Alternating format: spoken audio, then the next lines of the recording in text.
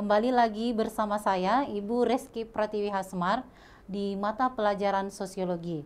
Jadi, Ibu akan menemani anak-anakku sekalian selama beberapa menit ke depan. Ibu akan mengingatkan kembali materi-materi sebelumnya yang telah dibahas oleh pemateri sebelumnya, yaitu tentang globalisasi. Jadi hari ini kita masih akan belajar tentang globalisasi. Nah, anak-anakku mungkin masih ingat globalisasi itu apa? Jadi globalisasi itu mendunia ya, proses mendunia ya anak-anak, mengglobal. Nah, seperti misalnya ini ya, ini Ibu tampilkan gambarnya. Jadi sebelumnya telah dijelaskan bahwa globalisasi itu adalah proses mendunia di mana intensitas informasi yang masuk ke kita itu dari segala penjuru itu bisa kita akses. Nah, kita juga bisa belajar interaksi kultural, mempelajari budaya-budaya luar maupun orang luar juga pelajari budaya-budaya kita.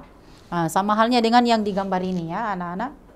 Nah, jadi sebelumnya itu sudah dibahas oleh pemateri bahwa ada beberapa kemudahan-kemudahan yang diberikan selama sepanjang terjadinya globalisasi ini. Karena pengaruh globalisasi ini sehingga ada beberapa keuntungan, manfaat yang didapatkan, yang diperoleh oleh masyarakat.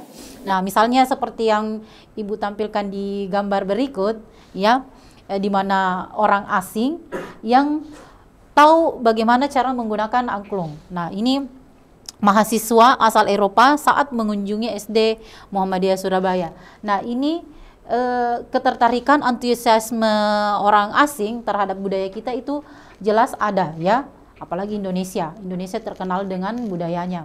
Nah, sama halnya juga dengan kita. Bagaimana kita mengakses informasi dan melihat budaya orang-orang yang di luar sana seperti apa ya. Nah, ini juga dikarenakan karena perkembangan teknologi ya. Perkembangan teknologi di sini itu dalam satu genggaman itu kita bisa akses informasi apa saja yang mau kita cari ya. Ini salah satu pengaruh globalisasi ya. Oke. Nah, jadi sebelumnya Ibu akan menjelaskan tujuan pembelajarannya, yaitu setelah mengikuti kegiatan pembelajaran hari ini, peserta didik dapat mengidentifikasi permasalahan sosial yang muncul akibat globalisasi. Jadi yang akan kita bahas adalah permasalahan sosial yang muncul akibat globalisasi. Jadi bisa jadi setelah ini atau bahkan dalam proses pembelajaran ini anak-anakku mengingat kemudian kembali, oh ternyata yang selama ini saya lihat dalam masyarakat, dalam realitas masyarakat itu ternyata adalah permasalahan sosial akibat globalisasi. Oke ya, jadi ini tujuan kita anak-anak. Nah, permasalahan sosial akibat globalisasi. Jadi kita bisa lihat realitas sosial yang ada dalam masyarakat. Nah, yang pertama itu permasalahan sosial akibat globalisasi itu adalah kenakalan remaja. Ya, kenakalan remaja di mana ketika perkembangan teknologi, akses informasi yang mudah itu bisa mengakibatkan remaja yang cenderung itu sifatnya masih labil, kemudian masih mencari jati diri, rasa ingin tahunya tinggi, itu bisa terjerumus ke dalam kenakalan remaja. Kemudian yang kedua adalah neokolonialisme. Nah, sebelumnya juga sudah dijelaskan neokolonialisme itu seperti apa. Nah, sebentar Ibu jelaskan lebih lanjut lagi. Jadi kolonialisme ini seperti yang kita tahu adalah penjajahan ya. Nah, ada neokolonialisme ini adalah penjajahan model baru. Nah, penjajahan era globalisasi. Kemudian kriminalitas. Jadi meningkatnya pengangguran, bertambahnya jumlah penduduk, akhirnya menimbulkan kriminalitas, mengakibatkan kriminalitas. Kemudian yang keempat adalah konsumerisme. Konsumerisme ini perilaku konsumtif ya. Sebentar Ibu akan jelaskan yang seperti apa detailnya konsumerisme tersebut. Nah, kemudian yang kelima adalah pencemaran lingkungan alam. Nah, seperti yang kita ketahui, perkembangan-perkembangan industri akibat globalisasi jelas akan berdampak pada pencemaran lingkungan alam ya. Kemudian yang terakhir, yang penting adalah lunturnya eksistensi jati diri bangsa. Jadi saking meluasnya globalisasi ini, akhirnya kita bisa lihat budaya-budaya apa saja, budaya asing juga gampang masuk. Akhirnya eksistensi kita sebagai bangsa Indonesia itu bisa saja memudar ya. Oke, lanjut ya. Ibu akan bahas tentang kenakalan remaja. Jadi kenakalan remaja ini adalah bentuk pelanggaran nilai dan norma yang dilakukan oleh remaja dalam aturan yang ada dalam masyarakat ya. Jadi mungkin anak-anakku yang sudah kelas 12 sekarang itu tahu ya, kenakalan remaja itu sebenarnya perilaku menyimpang juga ya. Jadi seperti yang pernah kita bahas waktu kelas 10 itu, perilaku menyimpang itu terjadi karena proses sosialisasi yang tidak sempurna. Nah, yang paling sering merasa bahwasanya sosialisasinya itu belum sempurna itu biasanya di anak-anak ya, remaja. Nah, masa-masa yang jati dirinya itu masih dia cari ya. Jadi masa pencarian jati diri. Nah, krisis identitas, proses mencari jati diri. Jadi anak-anakku sekalian, ketika ada arus informasi yang menyebar begitu saja tanpa filter, nah anak-anak yang masih tinggi rasa ingin tahunya, jelas mengakses begitu saja tanpa melihat baik buruknya itu. Kemudian yang kedua, pergaulan dan pengaruh teman. Nah, ini juga biasanya karena pergaulan dan pengaruh teman. Biasanya kan anak-anak ada teman yang sudah maksudnya lebih pro misalnya ya. Biasanya mengajak temannya yang lain untuk ikut. Nah, jadi kalau misalnya tidak terlalu bagus penanaman nilainya, itu bisa jadi akan ikut terjerumus dalam kenakalan remaja.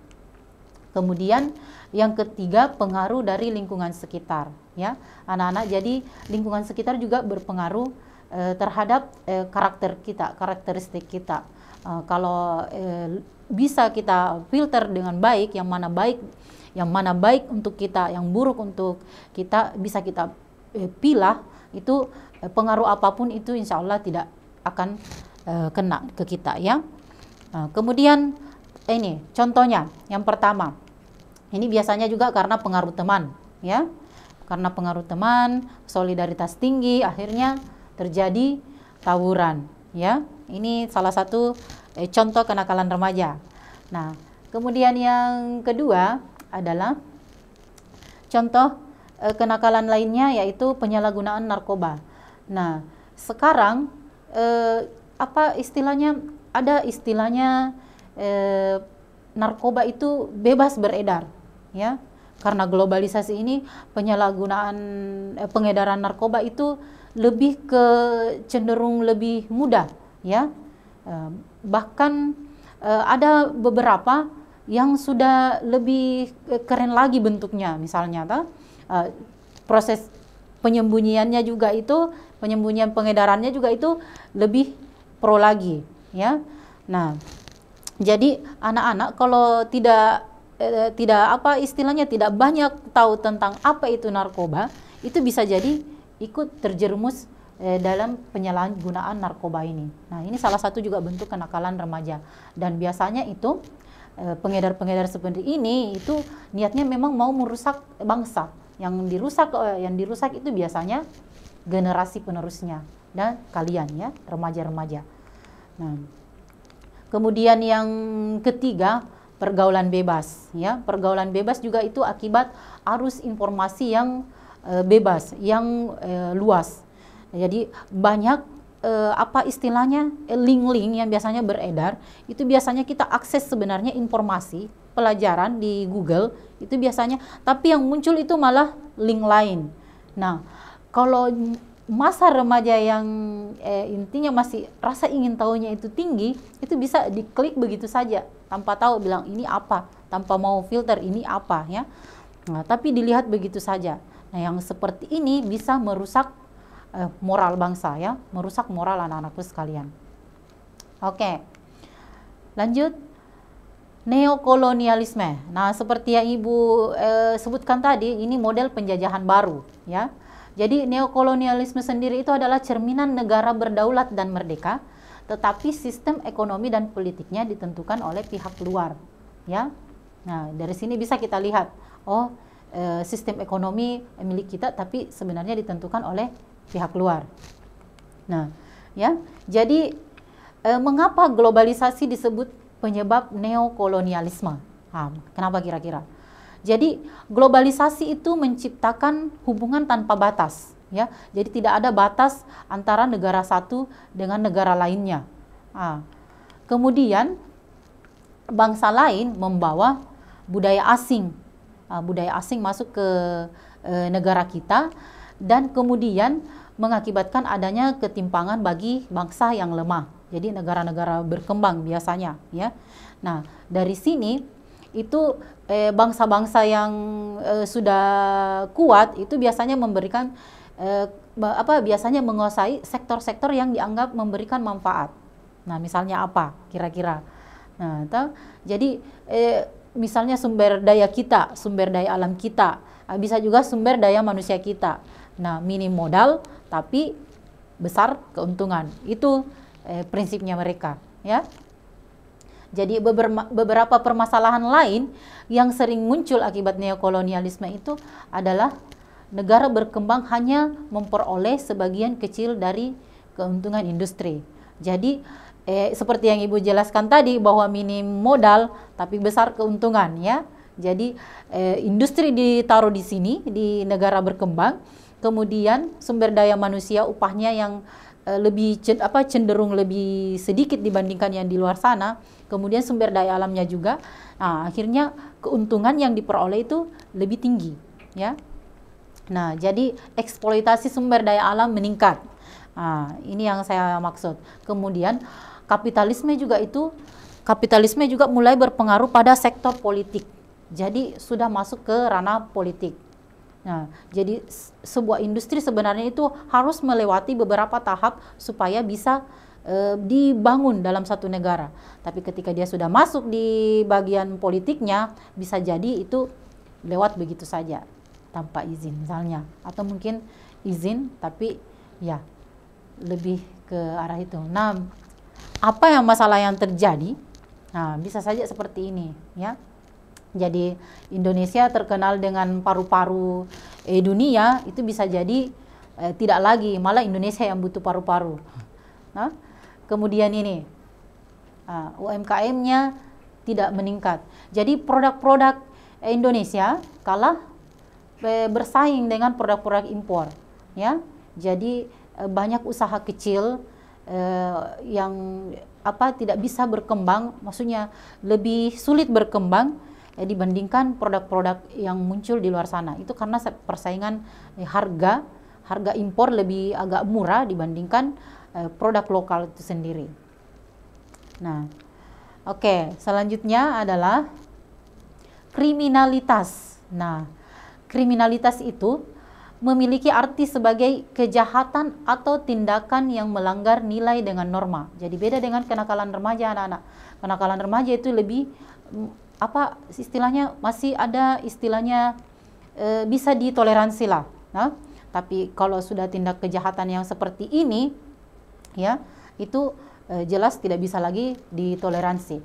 Nah, tindakan kejahatan seperti apa kira-kira? Nah, jadi kriminalitas itu terbagi menjadi 4 kategori, ya. Yang pertama, crime without victim, ya, crime without victim. Kejahatan tanpa korban. Jadi maksud dari kejahatan tanpa korban ini adalah kejahatan yang dia sendiri korbannya, kemudian secara sukarela jadi korban. Itu kan kalau misalnya kita menggunakan narkoba, sebenarnya kan yang kita rusak adalah diri kita sendiri. Kemudian pengedar juga ketika mengedarkan narkoba, yang membelikan, yang menerima itu kan itu secara sukarela juga mau merusak diri sendiri. Nah, itu maksudnya kejahatan tanpa korban. Nah, Kemudian yang kedua adalah white collar crime. Nah, ini biasanya kalau sudah pakai yang seperti ini, itu biasanya anunya KPK ya, kejahatan kera putih. Jadi kejahatan yang lebih ke arah pejabat ya, pejabat-pejabat atau di perusahaan-perusahaan. Jadi lebih kelihatan apa istilahnya, kelihatan elegan kejahatan yang dilakukan itu.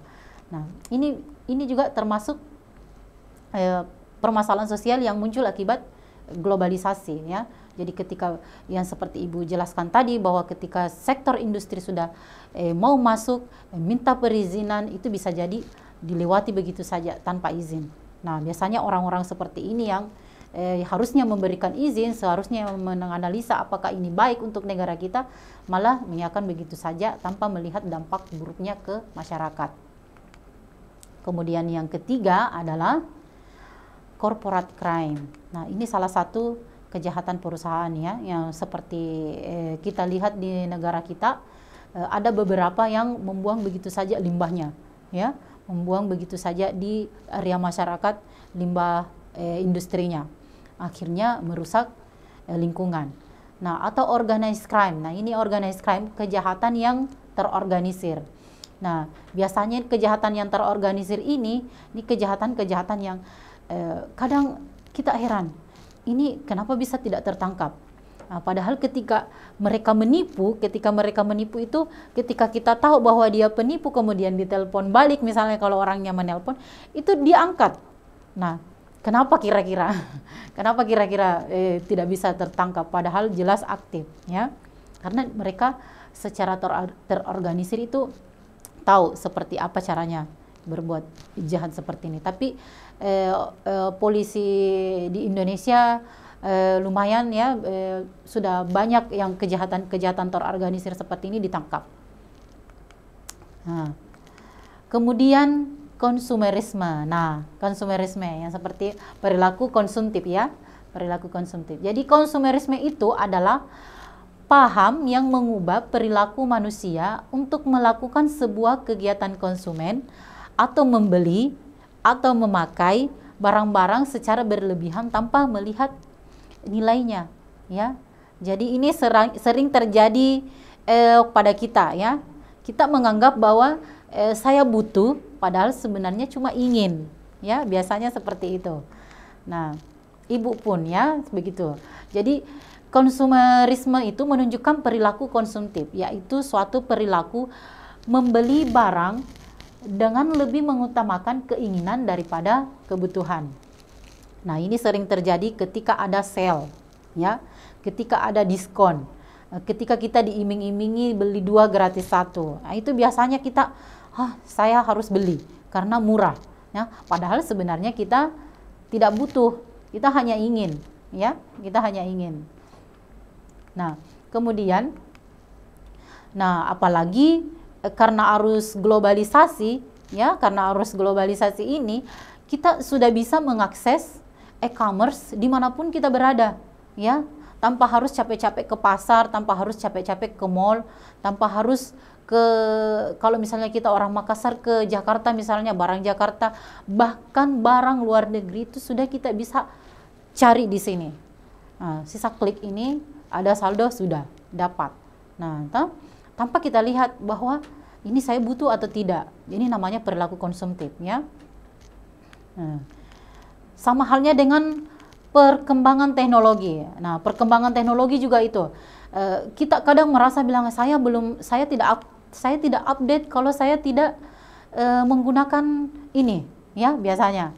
Nah, HP saya sudah jadul. Ada beberapa aplikasi, atau simpelnya saja, ada beberapa emoticonnya itu biasa kotak-kotak, ya, kotak-kotak, karena tidak terbaca di HP kita. Itu kita sudah merasa, HP saya sudah ketinggalan zaman. Padahal inti dari teknologi itu sendiri sebenarnya hanya komunikasi. Kalau masih bisa berkomunikasi, kalau masih bisa Google, masih bisa searching kemana-mana, itu artinya masih bermanfaat, masih berfungsi. Tapi gengsi kita sebagai makhluk sosial itu untuk mengupgrade barang-barang teknologi kita itu ke arah yang lebih canggih itu ada. Itu manusiawi, anak-anak, ya. manusiawi. Apalagi kalau yang iklan idola kita. Nah, biasanya seperti itu. Nah, tidak, ini dipakai anu nih, ini dipakai BTS, saya harus pakai misalnya. Masalahnya BTS baru saja pakai yang tidak dilipat, sudah dilipat saja. Nah, sama halnya dengan iPhone dan sebagainya. Produk-produk teknologi canggih lainnya ya. Oke, Ibu lanjut ya. Nah, pencemaran lingkungan alam. Nah, pencemaran lingkungan alam juga sudah dijelaskan di bagian kejahatan tadi, ya. Pencemaran lingkungan alam itu dapat dilihat dari pencemaran udara, pencemaran air, pencemaran kimiawi, limbah padat, dan polusi panas akibat perubahan perubahan atmosfer ya. Jadi globalisasi ini yang mengembangkan teknologi itu semakin maju, itu sebenarnya ada dampaknya, ada pengaruhnya, ada permasalahan yang ditimbulkannya, itu pencemaran lingkungan ya. Misalnya kita merasa bahwasanya panas ya, kenapa Indonesia semakin panas? Nah, padahal sebenarnya itu karena perilaku kita sendiri yang menggunakan peralatan yang tidak seharusnya, peralatan yang bisa menipiskan lapisan ozon misalnya, atau bahkan pencemaran udara ya. Pencemaran udara itu kan perkembangan transportasi, perkembangan industrialisasi di Indonesia, pencemaran kimiawi.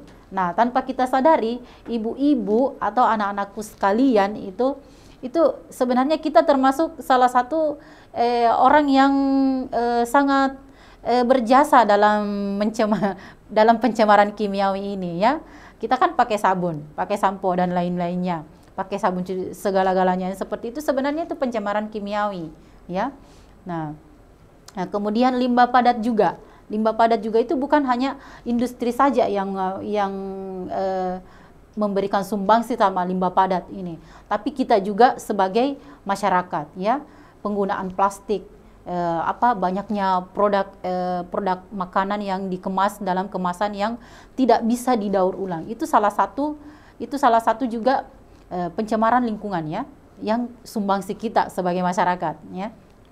Dan masih ada beberapa yang tidak sadar akan hal itu.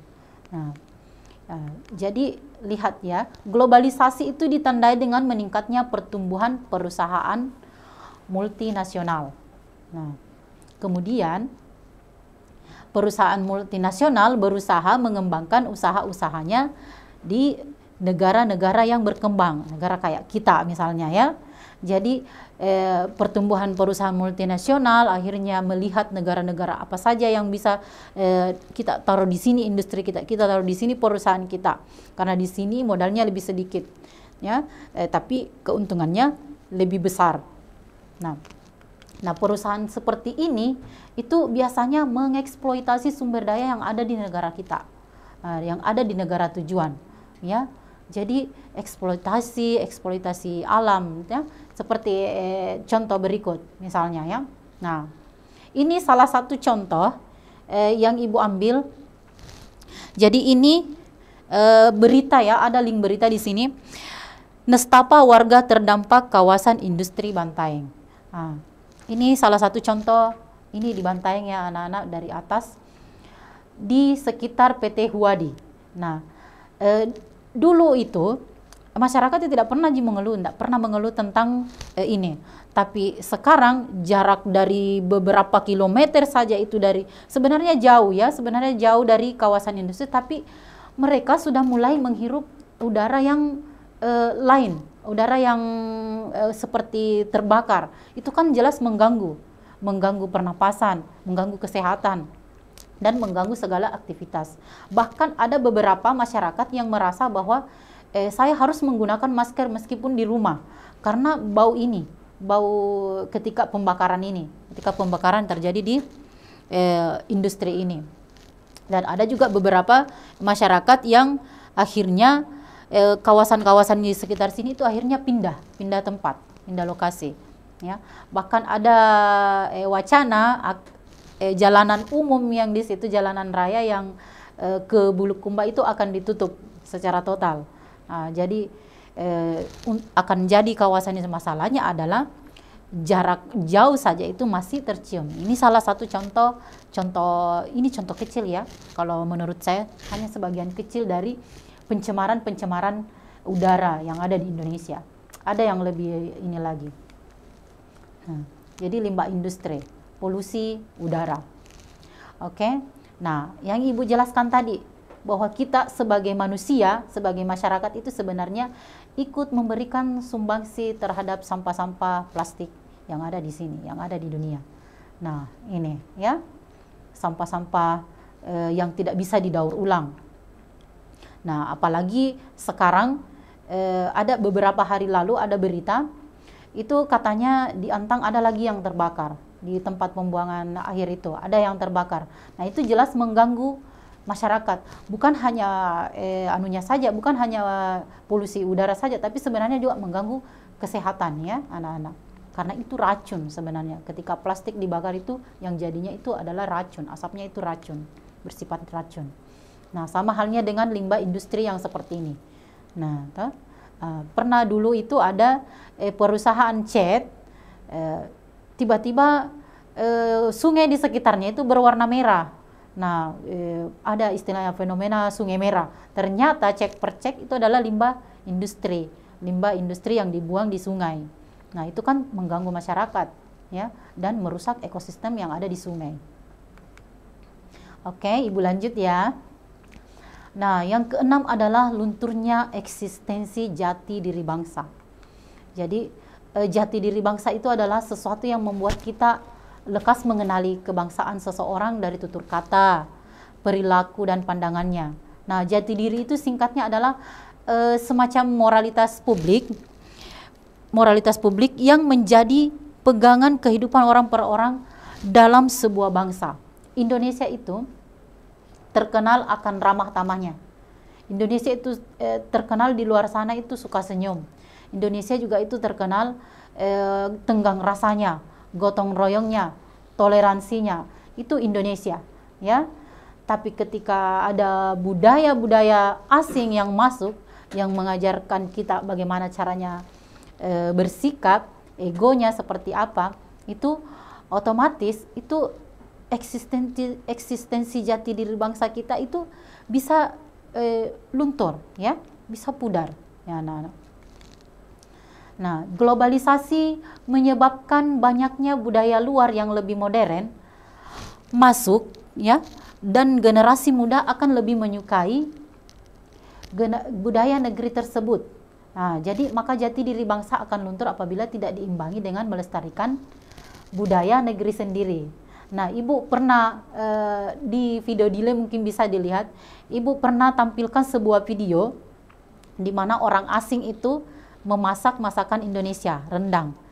Sementara kita orang Indonesia, ada video selanjutnya orang Indonesia memasak masakan Prancis, ya, spaghetti.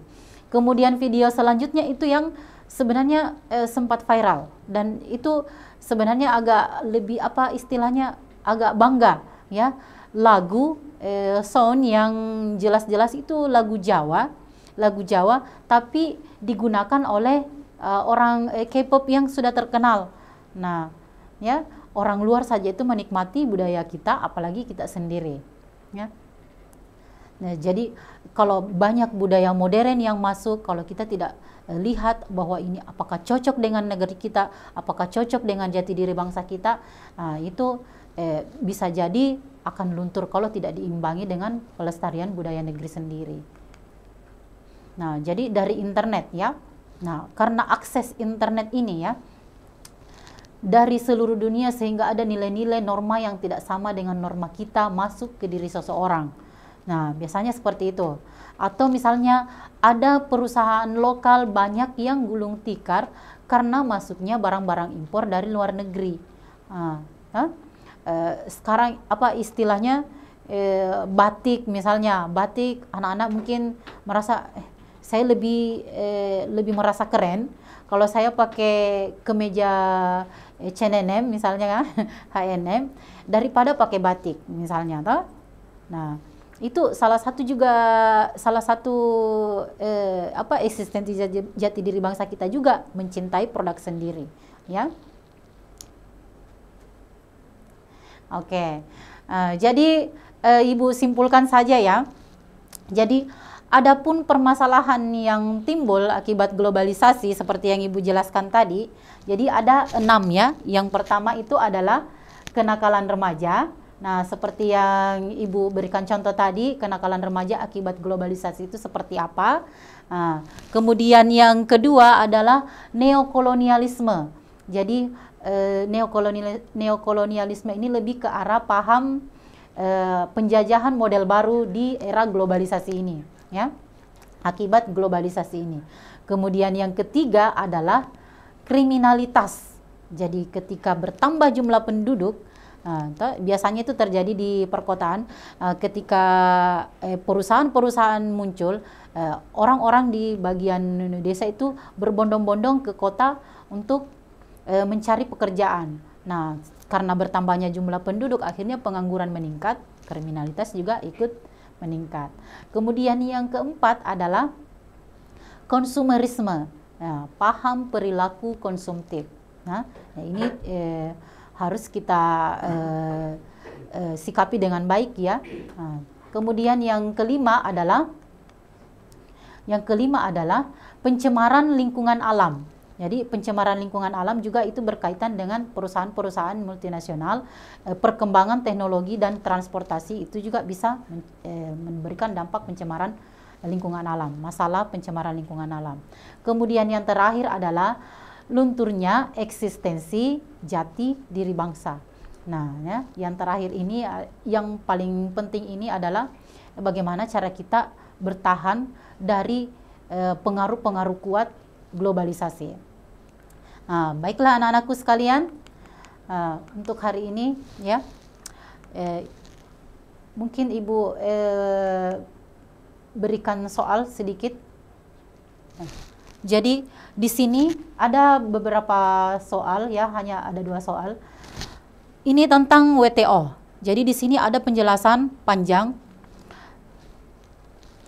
Pasar dan produksi ekonomi di negara yang berbeda menjadi saling bergantung. Nah, seperti yang karakteristik yang kemarin ya, sebagai akibat dari pertumbuhan ekonomi internasional.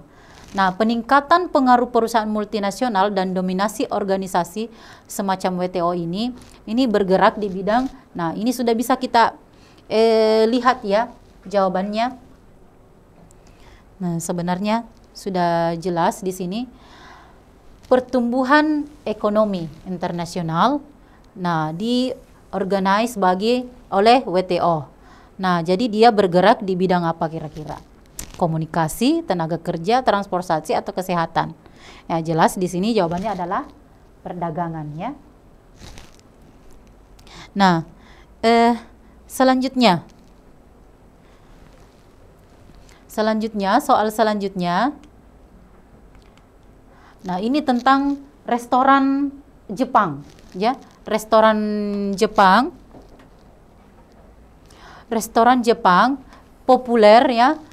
Dia memiliki menu singkong dan es campur. Nah, itu singkong sama es campur kan lokal, ya.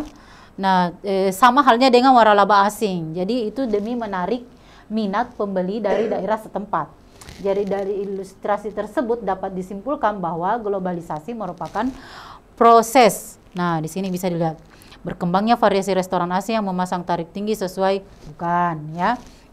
Kemudian teknik berjualan untuk menarik minat. Ini kita lihatnya globalisasi ya. Kemudian ketidakberdayaan budaya lokal untuk menahan pengaruh atau tekanan globalisasi, itu juga bukan.